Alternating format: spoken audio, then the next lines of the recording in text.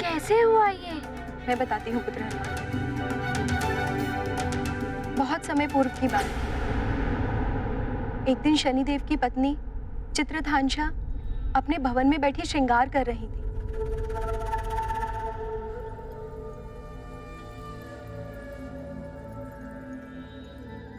सेविकाओं, आज ऐसा अप्रतिम श्रृंगार करो मेरा कि स्वर्ग की अप्सराएं भी देखें तो ईर्ष्या कर उठी।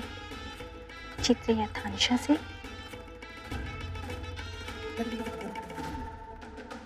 और स्वामी की नजर उठे तो हटे ना चित्रधांशा के मुखड़े से। ऐसा ही होगा महारानी। कहीं ये ना हो कि आप स्वयं ही ईर्ष्या कर उठे, स्वयं से ही।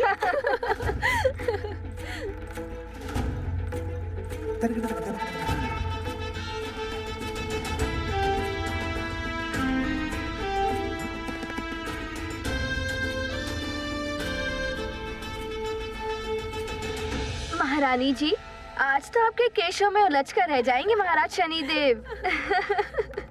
तन सुंदर, मन सुंदर, नैन सुंदर।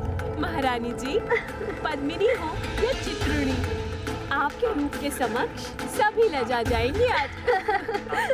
महारानी चित्ररथांशा, मुझे तो भय है कि यदि एक बार महाराज शनिदेव की दृष्टि आपके मुखड़े पर पड़ी तो कहीं अपना सद्बुद्धि ना खो बैठे।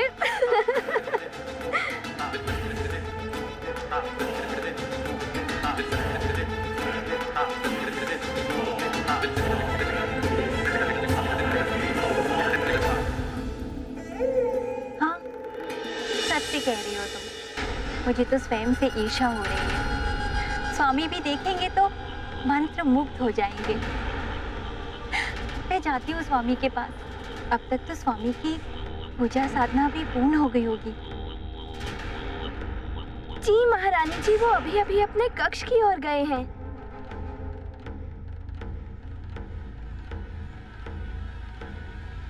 ओम विष्णवे नमः।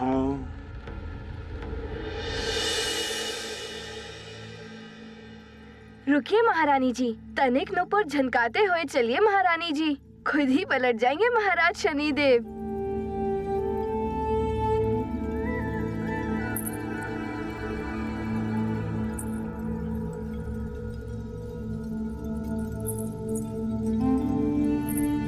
ओम विष्णवे नमः।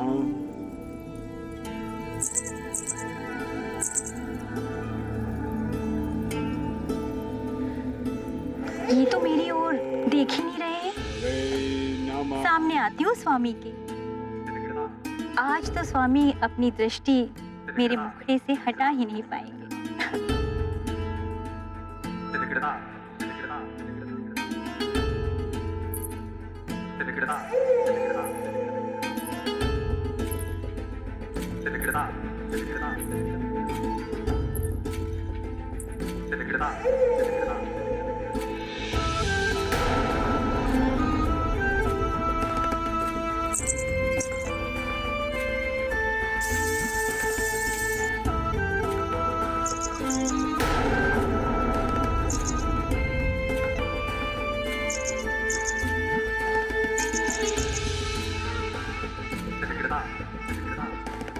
कोई प्रतिक्रिया नहीं।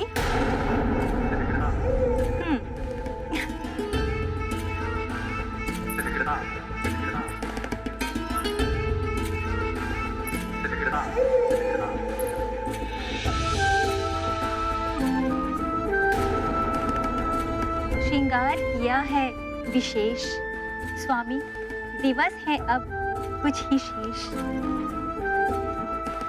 तनिक देखें जरा मेरी ओर। ओहो स्वामी, कहाँ लीन हैं आप?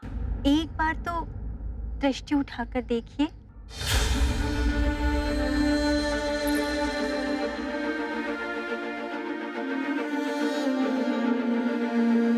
स्वामी, आपकी पूजा तो समाप्त हो गई है, फिर भी आप ध्यान में लीन हैं क्या? ओम विष्णवे नमः।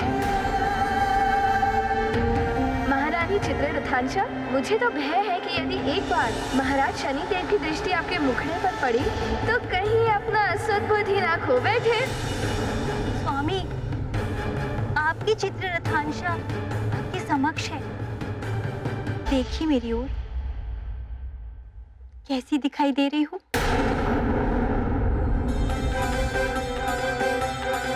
स्वामी, स्वामी,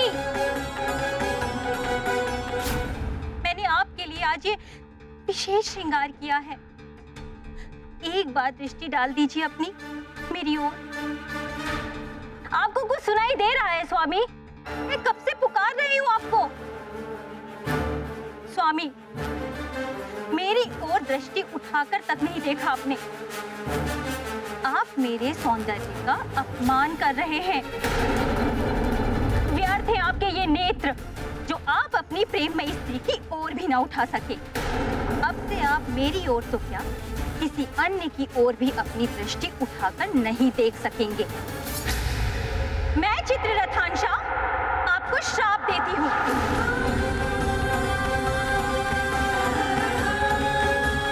अब से आप अपनी दृष्टि उठाकर जिसको भी देखेंगे अब नाश हो जाएगा, नाश हो जाएगा, नाश हो जाएगा, नाश हो जाएगा, नाश हो जाएगा, नाश हो जाएगा। प्रभु भक्ति की अद्भुत माया, लीला कोई समझ न पाया। नारायण के ध्यान में खोए, शनि पर कुपित भामिनी होए। ऐसे शाप का क्या हो पाए, शनिदेव हो गए निरुपाय। भक्ति और शांति बने संताप, पत्नी कोप सदा अभिशाप। ये तो बहुत ही अनुचित हुआ शनिदेव के साथ। हाँ पुत्री, शनिदेव की दृष्टि का प्रभाव बहुत ही कष्टकारी होता है। जब इन पर उनकी पूर्ण तरह से दृष्टि का प्रभाव पड़ेगा तो न जाने क्या होगा। स्वामी, शनिदेव की पत्नी ने शनिदेव को इस प्रकार का श्राप देकर सबके साथ साथ स्वयं के लिए भी संकट उत्पन्न कर लिया। हाँ प्रिय, पति पत्नी दाम्पत्य जीवन रूपी रथ की दो धुरी हैं। किसी भी प्रकार से यदि एक धुरी को क्षति पहुंचती है तो रथ लड़खड़ा जाता है। परिस्थिति कोई भी हो, पति पत्नी को आपस में कोई भी ऐसा कृत्य नहीं करना चाहिए जिससे उन्हें हानि पहुंचे, अपितु एक दूसरे के लिए सदैव मंगल कामना ही करनी चाहिए। ये कैसी ध्वनि है? माता, प्रतीत होता है ये कोई राक्षस की ध्वनि है। हाँ अनुमान, राक्षस अमृत के मोह में यहाँ तक आए होंगे। आवाज भी उसी ओर से आ रही है। अमृत की सुरक्षा का दायित्व स्वामी हम पर सौंप कर गए। यदि अमृत इन राक्षसों के हाथ लग गया तो इस संसार के लिए बहुत बड़ा संकट उत्पन्न हो जाएगा। माता, आपका पुत्र हनुमान है ना?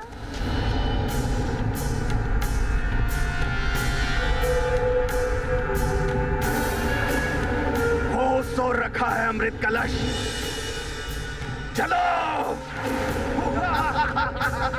रुक जाओ राक्षसों,